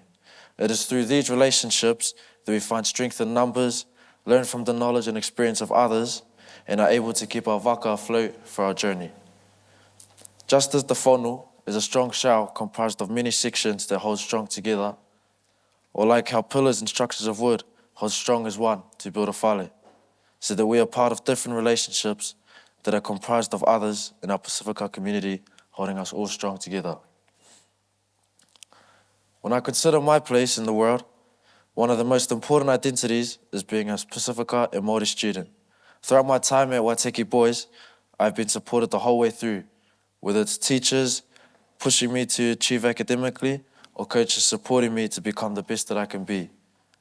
Through these experiences, I've been able to realize the importance of teamwork and friendship, but more than that, I've been able to feel a part of the rich brotherhood that has been created and nurtured in my school. It provides an environment where the contributions of every student, teacher, coach, and staff member are valued and acknowledged. Through this, we are able to become one as a school and punch well above our weight. The ability to attain a high level individually at an academic or sport level is only possible because of the support of others. Now, ask yourself this: where would we be if it wasn't for our mums, dads, brothers, or sisters? I'm not so sure about everyone here, but I can speak for myself. I could probably be out on the street doing drugs or being an eshe, just wasting my life. My point is family. In our culture, family is one of the number one topics of our whole lives. They lead us and help us. Why go alone and fast if your family isn't there with you? For example, I know I play with more heart and spirit when my dad or siblings are at my rugby games, or the food tastes better when my mum makes their potato salad, or when my auntie brings their lusipi over. So even when you feel like you're on a path of isolation, just know that your families are walking with you, whether it's on glass, nails, or even a pit of fire. It's just up to us to accept it and follow through on these pathways that we walk. And to persist is when we know that we are in it together, whether it's family or friends, we will always go further. By going with others, you're able to go farther than you would have going alone. Your ability to achieve alone is only possible because of the support network that you have around you and the confidence that it brings. Holope tu'u, he koe nale e whasi. Stand firm and the waves will break. By standing firm as one and not rushing by going alone, good things will come. And by having patience, you'll go farther and be blessed by the fruits of your dedication. Si'i pe kai ha. We are a small island, but we are still great. It's not about the size of your waka, but about the amount of people that you carry with you. Now I ask you this: do you really want to walk down the path of life all alone and miss out on the joy and encouragement that you get from others by slowing down? Remember that we all stand on the shoulders of giants. Malo. So our second speaker that is going to come out, they are also from Waitaki Boys. Let's hear it for Waitaki Boys here today. Oh my gosh. Okay, and his name is Sakilili Nukulasi. Okay, so everyone give it up for Sakilili.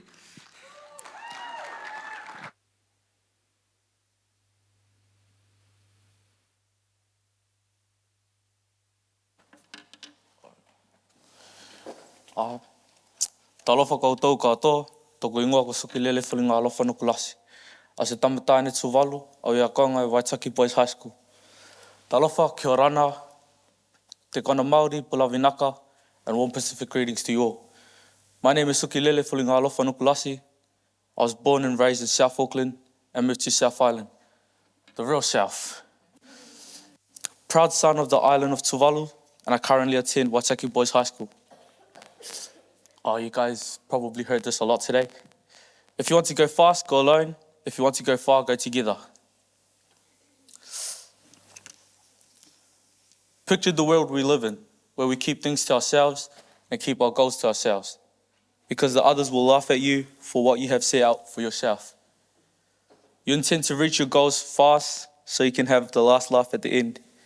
A problem with some Polynesians is that people gossip like the ladies at church. They have nothing to do other than talk down your greatness. I don't know what you do, but I'll turn around and say, fake friend. Going alone sets you on the right path, aiming for good and motivating yourself to get there quickly. But why settle on good when you can aim for great?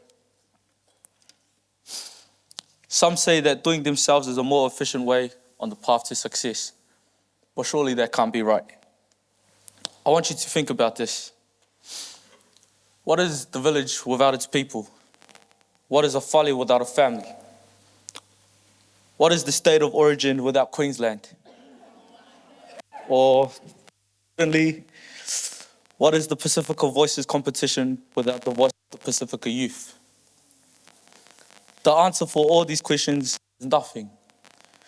As a Pasifika person, I firmly believe that we were called to live in community. Without our kainga, our village, we have no identity, no support and no grounding in this world. When we surround ourselves with those who love and care for us, we have an environment where we are nurtured and pushed to success. Success for everyone looks different and it can vary from each individual. Success to me looks like when those who came up with next to you at the top. Not below, not above, not below, but always beside.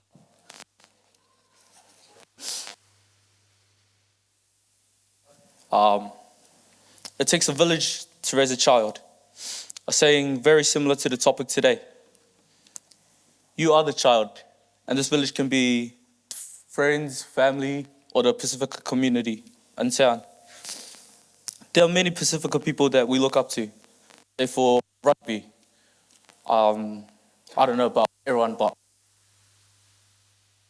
it'd be hard to say that his coaches and mates didn't help him become a great All Black. Us Pasifika youth that live in Oamaru, we look up to some people. Oamaru is a small town with not many Pasifika people compared to the numbers in Dunedin. Although it's a small town, we've had people who've achieved high things. They've made it. In this case, Hana Halalele. She's just been awarded the Queen's Service Medal last week with the support of her friends, family, and Pasifika community. She's set a high example for the Pasifika youth in Oamaru.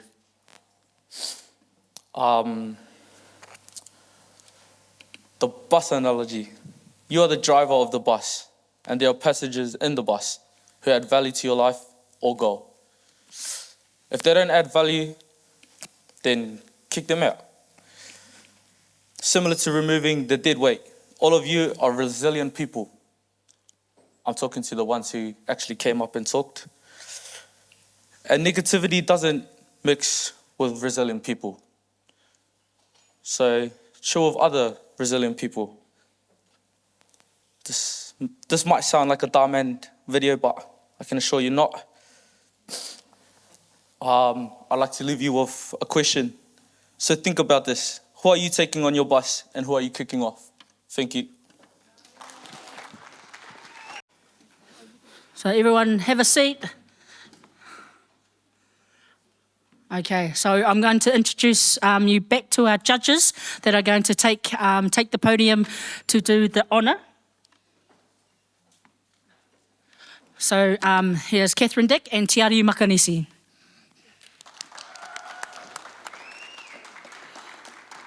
Thank you, everybody, and thank you most intensely to our wonderful speakers this afternoon. You've all been amazing, and everybody has acquitted themselves exceptionally well. You should be really, really proud of yourselves. It's a huge deal to get up and speak publicly. It is even harder, I think, to speak in front of our peers. They are our toughest audience, even though today our audience have been the most responsive and wonderfully warm young people. So thank you very much for looking after your speakers and the students that you walk alongside every day, because they really did a fantastic job. So well done. I know, I'm really aware that schools have to get away, and I know Waitaki boys have to get on the road before that ice gets on that, underneath those wheels. We don't want to have that. So I'm going to ask Tiari to read out the participation awards, and we'd love you to come up and receive a lei. And even if you just perhaps go and stand over there so that we can celebrate you. So after your name's read out, just stay on stage over there. That'll be great. Okay, kika tangi folau. Oh, they'll be away. But read them out anyway. They were Waitaki girls. Okay, katia tangi folau and sia nukulasi. Viliami ala. Come up.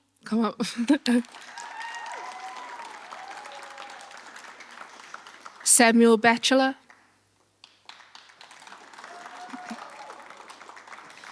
Semisi Lea.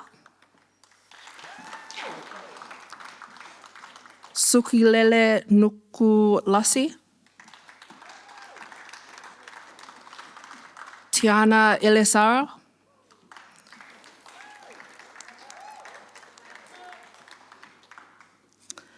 Leilani Delaford.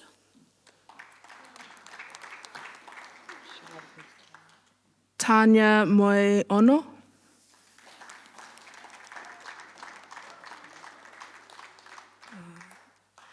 Bruce Kaufana. Lino Kaufana. Justin, wasn't it? Justin Kaufana. And Abigail Matthews. So, and then, if you want to go first, you want to do another tongue award first. So that's, So first place for Mother Tongue Language section goes to Atu Naisa Maiono.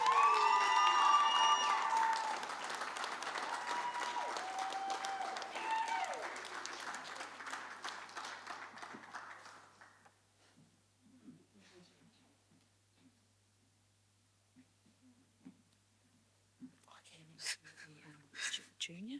Oh, do we give him? No. Do you want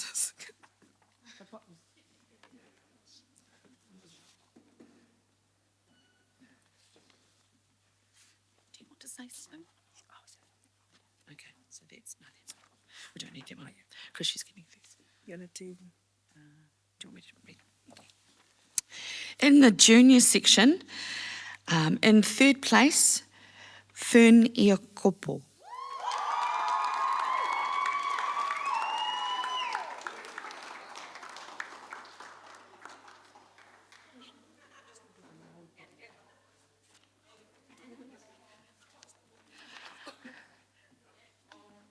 In second place, Ryan Nafatali.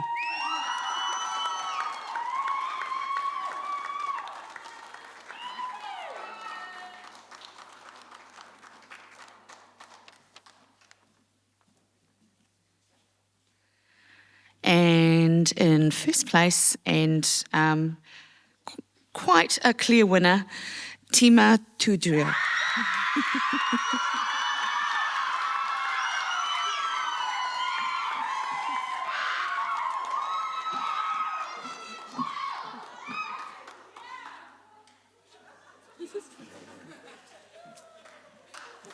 You can do that. You want to read those? No?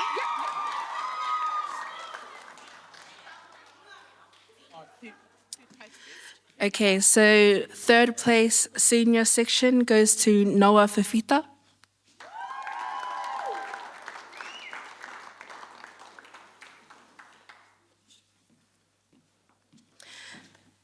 Second place goes to Lani Loafitu.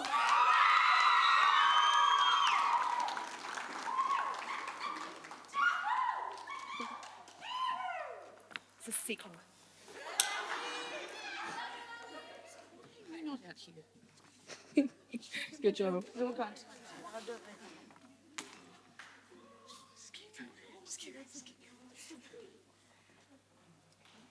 Do you want all of our applicants to come here? You're going to give this. You're going to give this as well. Okay. For what? Yeah. What is that? Yeah, you go. And first place goes to Millie Dudre.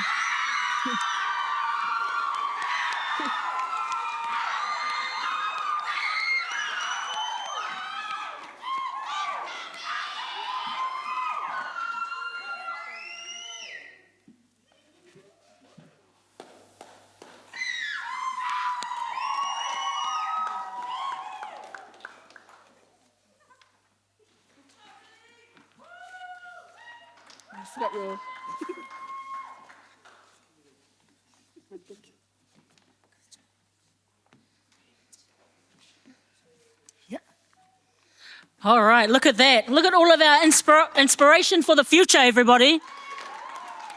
Well done to our winners. Okay, we also just want to do a vote of thanks as well. Thank you to our parents. Thank you to our teachers. Thank you to our young people that have come along today. Thank you for our supporters as well. We also have we've also got sponsors as well that are up on here. We've got Ministry of Education, Otago Polytech, and we've got, the University Bookshop and Island Fresh. Okay, so if they please support these organisations, because they have supported us through this day, okay, and throughout the year and everything like that. We also have some thanks as well. That is to go to our judges. Okay, so if we have one for Miss Dick, Catherine Dick. So thank you, everyone. Give it up for Catherine Dick. We also have one for Tiari.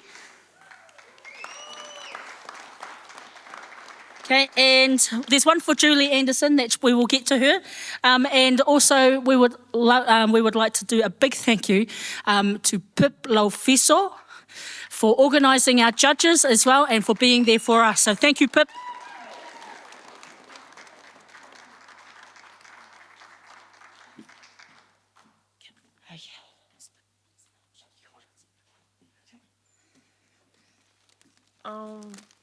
I also just wanted to say another thank you to Ms. Dick for helping support us kind of get this all together. And yeah. You stay there. Yeah. Stay there. And I'd just like to reintroduce you to Darcy Evans-Tabata, who, without this and without her energy and her commitment and her just seeing the whole thing through, we wouldn't have been able to do this. So congratulations, Darcy, you've done a great job.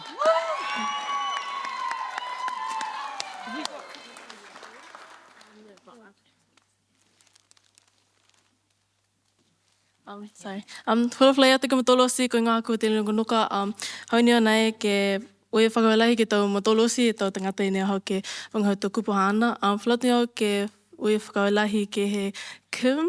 I just want to say a huge, to translate, hi everyone, my name's Adila Nuka. I just want to say thank you and well done to everyone who spoke today. I also want to say a big thank you to Kim for emceeing our speech comp. So if she wasn't here, we wouldn't have the hype or anything. So yeah, can we please say thank you to Kim? Okay, thank you.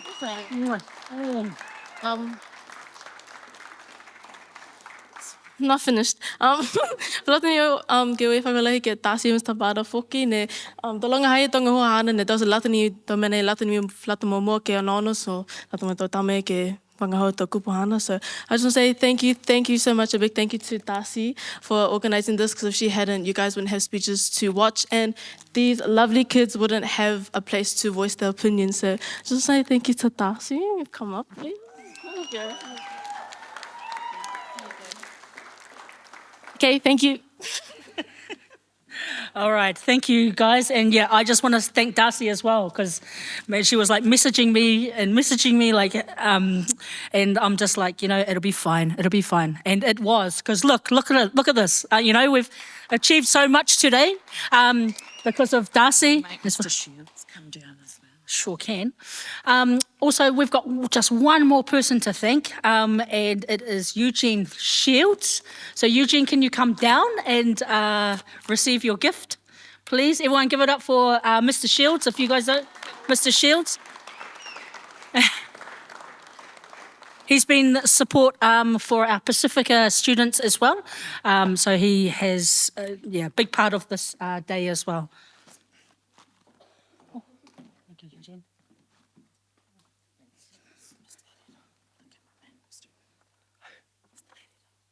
Okay. And if you didn't see, throughout the day, we actually had, we've got a camera, okay, and we've got a camera operator, okay. So if we can please thank Mr. Is it Erida? Lovely. So come, and I'm sure you can leave the camera just to come and get your your blessing as well. So thank you. Thank you to the lovely students from the filming club, Babette and Tegan, that were filming all day. Thank you, absolutely. Babette and Tegan. Thank you, Tegan. Thank you for that. Is there anything else that we need to do?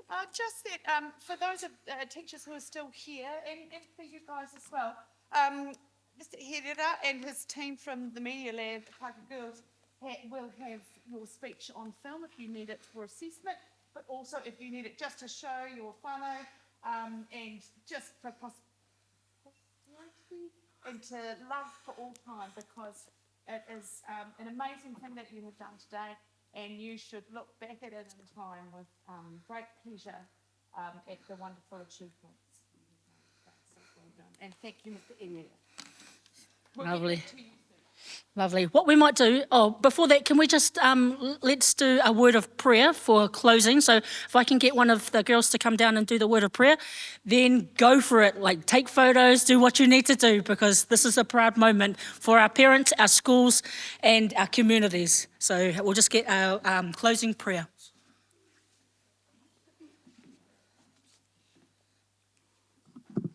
Puno mai te wao, tau whamatalo. Whiwhai au matolo te mamatanga ngai atu le tu alo matu te mao. Matu whaftai o nolo alo whamaloanga le ati matu ala whanau. Le wei manmanuia matu. Matu tau wangali nei aso i alo whamani ati matu ala whanau le tu alo matu te mao.